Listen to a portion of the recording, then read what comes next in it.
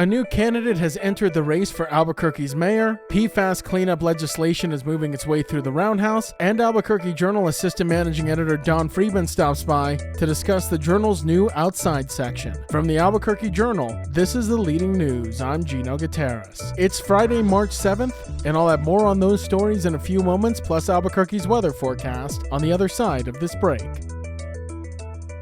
This episode is brought to you by the Kirtland Partnership Committee. For 30 years, we've been dedicated to supporting, growing, and preserving the Kirtland National Security Complex. We work tirelessly to enhance military readiness, foster community partnerships, improve quality of life, and promote economic development right here in New Mexico. Join us in our mission to ensure that Kirtland remains a cornerstone of national security and a key provider of quality jobs and investment for all of Greater Albuquerque. Together, we can make a powerful impact. Kirtland Partnership Committee, proudly shaping the future of our national security for 30 years. Darren White, former Bernalillo County Sheriff and State Public Safety Secretary, has announced his candidacy for Albuquerque mayor. A longtime critic of current Mayor Tim Keller and the Albuquerque Police Department, White shared his campaign launch via video on X. Darren White for mayor. 8 years under Tim Keller, and Albuquerque is barely recognizable. Our streets have become overrun, and families live in fear.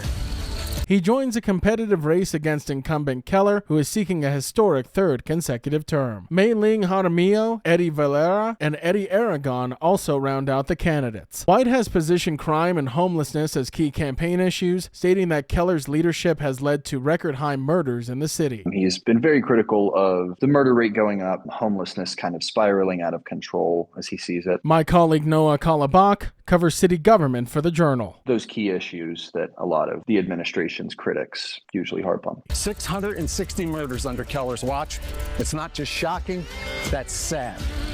And now, it's time for a change. However, White has yet to officially file his candidacy. The deadline for publicly financed candidates is July 21st, while privately financed candidates have until August 26th. The election is currently scheduled for November 4th. White served as Bernalillo County Sheriff from 2002 to 2008 before running unsuccessfully for U.S. Senate against Martin Heinrich. He later became Albuquerque's Public Safety Director under Mayor Richard Berry, but resigned in 2011 following controversy over his involvement in a crash involving his wife, though an investigation cleared him of any misconduct. Throughout his career, White was a staunch opponent of marijuana legalization, even stepping down from his state role in protest against then-Governor Gary Johnson's push to legalize cannabis. Ironically, he later founded a cannabis dispensary, Pure Life. Though historically a Republican, White made headlines in 2018 for donating $5,500 to Democrat Michelle Lujan Grisham's gubernatorial campaign, signaling a shift in his political affiliations. As the mayoral race unfolds, White's law enforcement background, past political endeavors, and shifting stances on key issues will likely shape his campaign.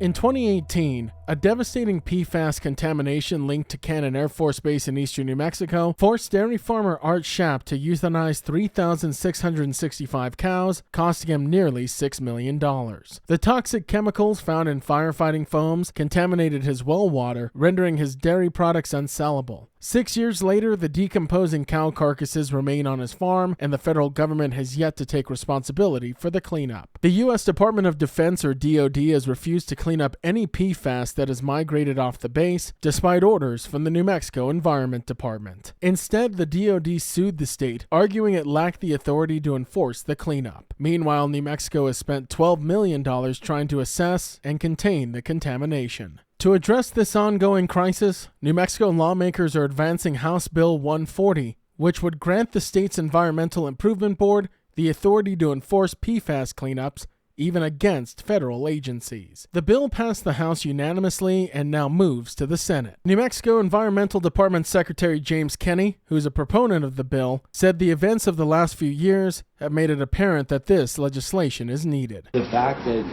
DoD, after 6 years of suing us, has not cleaned up a drop of PFAS that has migrated off their base is the exact reason that we need this bill. House Bill 140 would expand the state's definition of, quote, hazardous waste under the Hazardous Waste Act, allowing New Mexico to take legal action against polluters responsible for PFAS contamination. PFAS is man-made chemical. It's known as the forever chemical because it doesn't break down naturally. My colleague Megan Gleason is the Journal's co-business editor and has been covering the legislative session. It causes different cancers like kidney and breast cancer. It causes liver disease. It's really harmful to human health. And they are commonly found in firefighter foams, food packaging, and household products like carpet cleaners and non-stick cookware. Beyond House Bill 140, lawmakers are considering House Bill 212, the PFAS Protection Act, which would ban the sale of certain PFAS-containing products and require the disclosure of PFAS in consumer goods. Representative Rod Montoya, a Republican from Farmington, emphasized the widespread exposure risk, noting that New Mexicans are unknowingly ingesting PFAS daily. As legislation moves forward, the New Mexico Environmental Department continues efforts to contain the contamination, including plans to pump and treat groundwater to prevent further spread. However, without federal cooperation, the fight for accountability and environmental justice remains ongoing.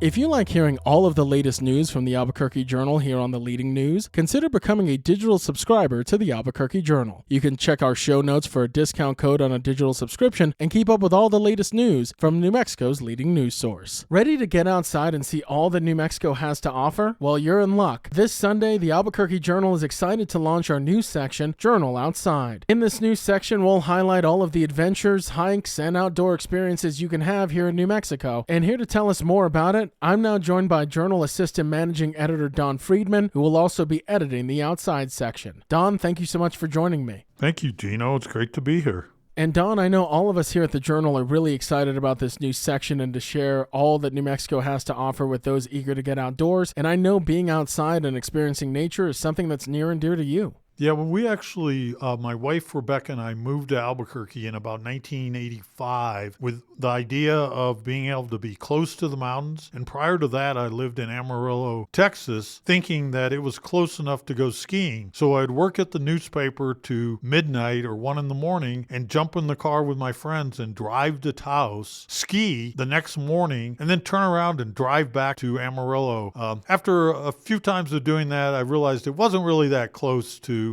from Amarillo to Taos, but Rebecca and I went back and worked at the Waco Tribune-Herald in Waco, Texas, and we worked there for about a year together. And my wife is also a journalist, and she now teaches journalism at Highland High School. But what we did is we took retirement at 25 and traveled through Europe on Eurail while we still could get the Eurail pass. Spent a month in Israel where my brother was on a postdoc at the Weizmann Institute in Rehovot, and then traveled all across Europe. And when we came back to the United States to our pickup truck, which was stored in my grandfather's garage in Wisconsin. And we had a Ford F-150 1980 pickup truck with I believe it was an aluminum camper shell. And we drove across the country going to every national park we could go to. And we kind of considered ourselves the first past VW hippie campers, overlanders. But we didn't really know what that was at the time. We just had a blow-up mattress in the back of the pickup truck on a piece of plywood, bags of beef jerky and bread for most meals and ramen. And we traveled until we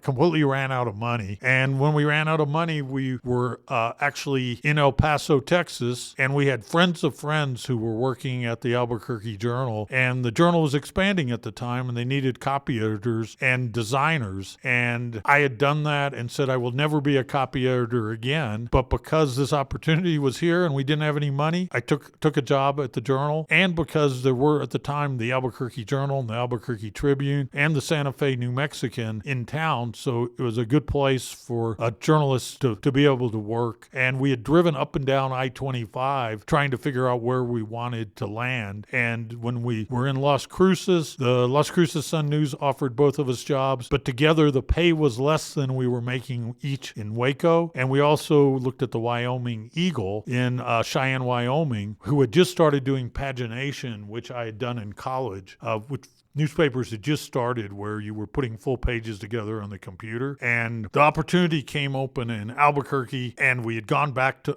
I hadn't taken a job in Albuquerque, and we'd gone back to my parents' house and stayed with them for 3 days. And my parents said, you stinking overland hippies who went months without showering every day, you need to go get a job. And so I took the job in Albuquerque with the idea of, like many people here, wanting to get into the outdoors and be close enough where we could hike in the morning and go to work in the evenings. So Don, obviously you have a pretty extensive experience traveling the country, traveling out of the country, so our listeners are probably thinking you're a little overqualified to be the outdoors editor. But what can readers expect from this new section? Well, what we're hoping to do is we've been working with Pepper Lang, who is moving back to Albuquerque and to help run the newspaper for his dad. Pepper is a retired Navy SEAL and is very much into overlanding as well. And we started talking about this more than 2 years ago about doing this section because of so many people being here and having so much public land where you can do all this, and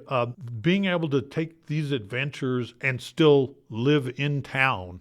We hope to be able to share that, how close it is in New Mexico to be able to take advantage of this, and what a great spot it is for tourism. And especially during the pandemic, we found we hadn't been camping as much as our kids were growing up, doing band and soccer and baseball during those years. But during the pandemic, my wife was working remote and being locked in the house by herself for days at a time. So every weekend we would jump in the camper and head out to different sites around New Mexico. So we got pretty well versed in using MVUM maps, taking advantage of dispersed camping. Because with dispersed camping, we could be a mile away from the closest other people. And so we learned a lot of it, and we want to share that information with other people, as well as learn from some of our friends who have done this and people we've met on the road. And we're going to solicit adventures from other New Mexicans on how they take advantage of everything the state has to offer, from hunting to camping to fishing to just lounging by the campsite and on all the